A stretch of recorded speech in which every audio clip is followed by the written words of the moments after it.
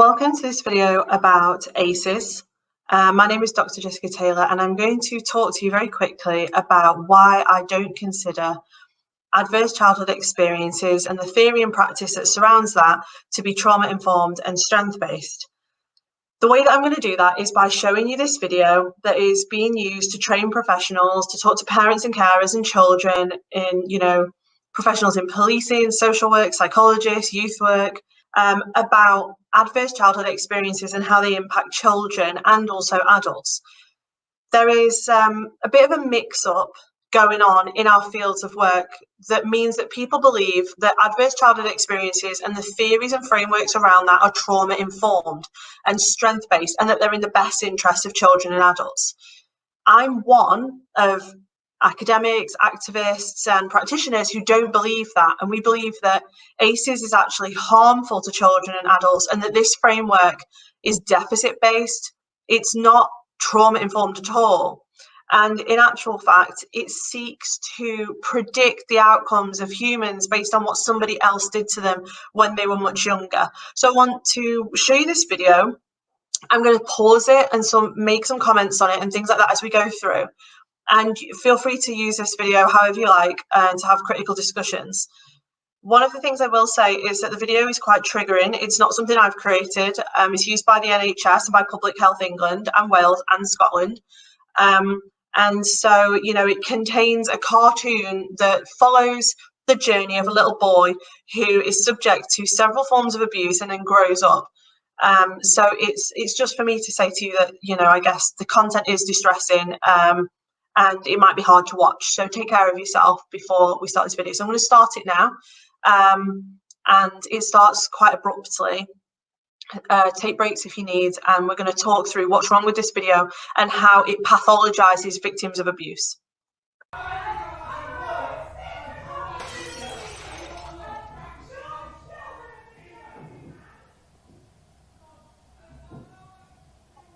My parents don't understand. All the drinking and fighting means I'm scared. I'd like a cuddle, perhaps a bedtime story, but mostly I'd like them to stop shouting at me.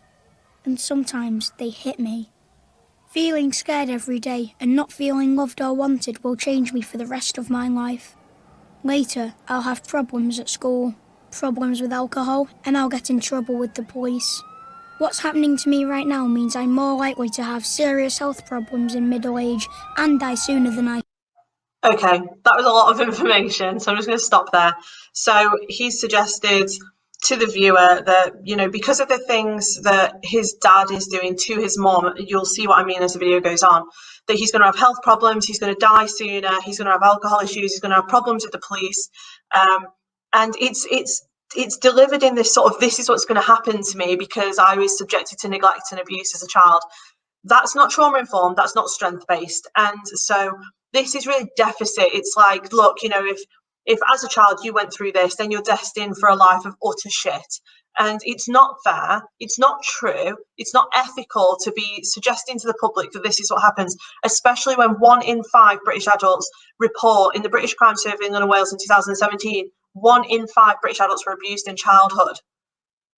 It doesn't add up. These stats don't stack up. This is really problematic to present children's lives like this, that they're so changed, so problematic, that they're just going to end up in prison or on drugs, right?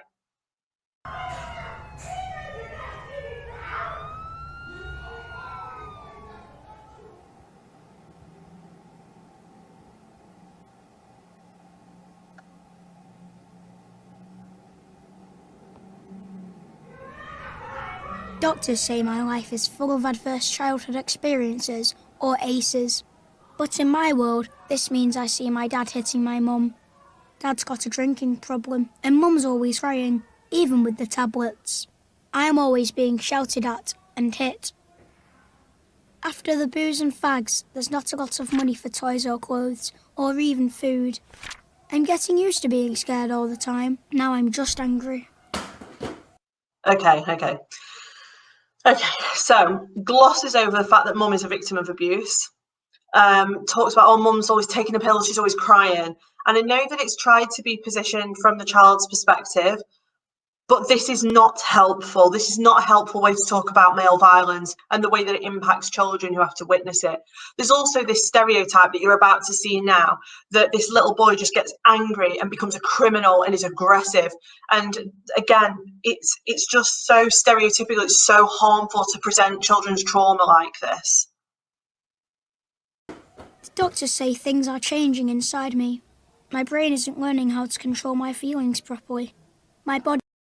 Bullshit. That's not true. The brain doesn't work like that. That's oversimplified. It's not okay to tell people that when children have been neglected or abused, their brain doesn't know how to control their emotions or anger. That's not true. My body can't relax like those kids who don't have ACEs, so my body won't be able to repair itself properly when I get older, making it more likely I'll get cancer or heart disease as an adult. It hurts when my parents hit me, but the real damage is hidden, and that damage will be with me for life. Again, this message that, what this child has been subjected to is horrific, but that it's going to last the rest of their life. They're going to die of cancer. They're going to die earlier. Their body can't repair from illnesses. This is an extremely deficit-based way of looking at children. We shouldn't, in my opinion, as a psychologist, we should not be working in this way with children or with families. So many children have been subjected to this form of abuse, and this is not their life path. This is not what happens, going forward. It's really, it always startles me that people go on about ACEs scores and ACEs without realising that studies show that 51% of social workers were abused in childhood. If that's true and half the workforce were abused in childhood, how did they end up getting degrees and become social workers if they're so damaged and they're all dying of cancer? We've got to start picking this apart. If you think I'm being facetious, you need to look at this video as being facetious. It's oversimplified and it's dumbed down. It's watered down science for the masses to the point where it makes no sense anymore.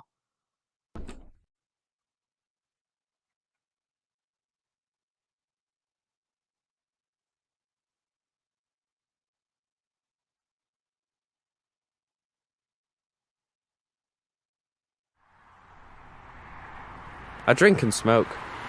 They say I'm out of control, but I'm not. It's just my way of coping with my ACEs. I've been in plenty of fights, but what's wrong with that? Kids' punches don't hurt half as much as when my dad hits me. I beat up a kid last week at school because he looked at me weird. Who cares? I ended up with more time out of school. Learning's not for me anyway, and the teachers don't care any more than my parents. So stereotype. Kid gets in fights, is aggressive, is violent, takes out the abuse on other children, hates education, smokes, drinks, has nothing going for him. This isn't the way we should be working with children or the way we should be talking to the population about trauma. It's stigmatizing and it's extremely classist as well. I don't like the way anyone looks at me except my girl. She's 16 and pregnant, just like my mum. This is the bit that shocks me. It goes downhill from here. She's 16 and pregnant, just like my mum was. I have not seen any evidence, whether I agree with it or not, that having some sort of adverse childhood experience makes you more likely to impregnate children. I don't know where that's from, and I don't know why we would even use that as an excuse when grown men choose to rape and abuse children or have technically consensual but not consensual sex with 16 to 18-year-old girls and get them pregnant. That's got nothing to do with their childhood or their background. That is an active choice that perpetrators make to do that and to target children and young girls. My mum was with me.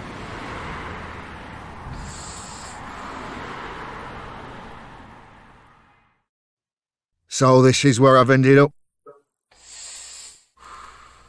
I've got diabetes and cancer's probably on the way. I know these kill you, but I couldn't do without them. I've never had a proper job and I've spent time inside. I hate my kids. I hate their mum too.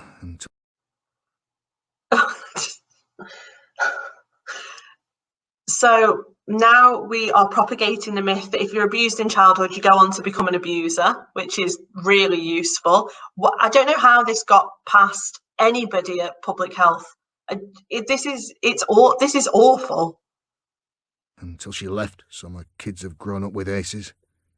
And now my daughter had her...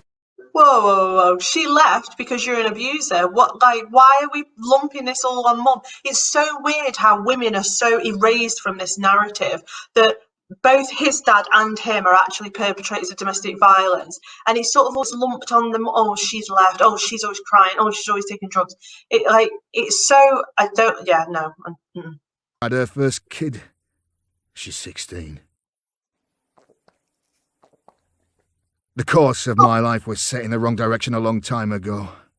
I know where I'm heading, and sadly I know where my kids are heading too.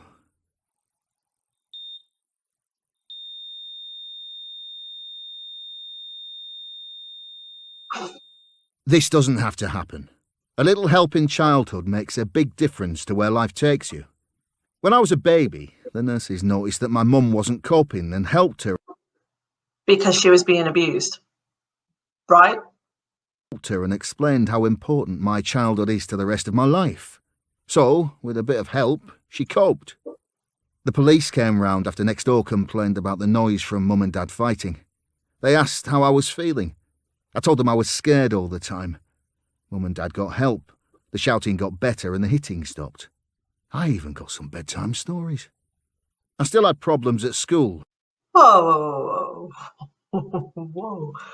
Mum and Dad got help and the hitting just stopped. The man is a perpetrator of domestic violence. This is not true. This is not what would happen. This just glosses over the fact that mum is subjected to violence, and then they're blaming her, like, oh, mum got help, and they noticed that, you know, she was crying all the time and that she wasn't, like, supporting me, and that they needed to explain to her why my childhood was so important. Don't explain it to her, support her, get rid of the perpetrator. The messaging in this is all wrong. But the teacher asked me about what was happening at home. I got help controlling my feelings. It wasn't a lot, but it was enough. I'm now married with 2 children, and I've got a job, most of the time. I haven't repeated the same problems with my kids. We got help when being a parent got too much. Our children are ACE-free, and that means their kids stand a good chance of growing up ACE-free as well. Almost half the people in England and Wales experienced one ACE as a child, and 1 in 10 of us suffered 4 or more ACEs. If we stop ACEs, millions of children would not become smokers or binge drinkers, and levels of violence in adults would be cut in half. Fewer ACEs in childhood also means fewer adults developing diseases like cancer, heart disease and diabetes in middle age. For those of you that don't know where this connection with cancer, heart disease and diabetes comes from, it's from population level studies that are then being individualised onto victims of abuse. And there are a lot of academics that write about how problematic this is and how just inaccurate and incorrect this is. So it's really hard to watch something that's been oversimplified this much, because they're not causal links the way that they're being suggested to be here. So for those of you that are watching that have, you know, been subjected to significant abuse and trauma in childhood, you do not have a death sentence.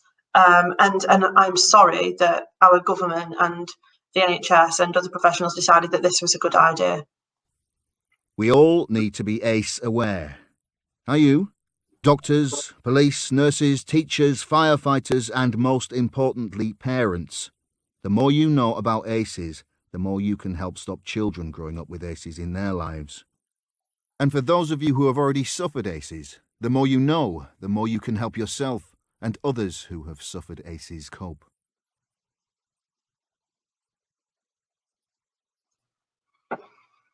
Okay, so without going into a massive amount of detail, there are, if you've never seen this and you're thinking, what the bloody hell is this that she's talking about?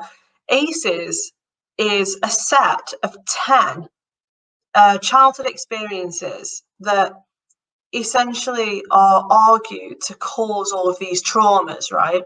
And then cause all of these adverse impacts on the human body and on your psychology and on your life going forward.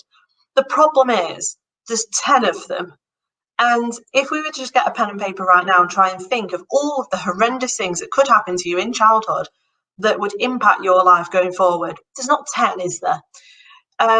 Things that are missing include things like bullying, oppression, racism, you know, being subjected to I don't know, war, being displaced, leaving your area, and all of these different things that might have happened to you. So, for example, if you are, I don't know, say you had to flee your country because of things that were going on there, that you were being oppressed, or there was, I don't know, genocide or something like that, and you had to flee, okay? Then you are displaced for a significant amount of time, then you get moved again, then, it's all in the news, you're oppressed, you suffer from racism, you are being subjected to xenophobia, you're going through all of these different things, and then you end up in a school, I don't know, in England, you can't speak the language, you're oppressed even more, you really struggle with your education. Technically, you have 0 ACEs, because none of those things are listed in the framework. It's all sexual abuse, neglect, domestic violence. If a parent has died, a parent has been in prison, that sort of thing. They're very, very specific. And when a framework is so incomplete, it doesn't work. You can't use it like this to predict anything. It's something that Victim Focus completely rejects. We don't support the use of ACEs in any of our work. We need to be trauma informed. We need to be strength based. And as this video has shown you, ACEs is not any of those things. There is a better way to work. This is not it. So we can't get sucked into these oversimplified, almost sort of categorical and quantifiable ways of working, like, oh, this person has an ACE score of 3, this person has an ACE score of 2, this person has an ACE score of 9. None of it makes sense. It's not going to work as a public health approach. So please share this video, discuss it, talk about it, but this is not the way to go.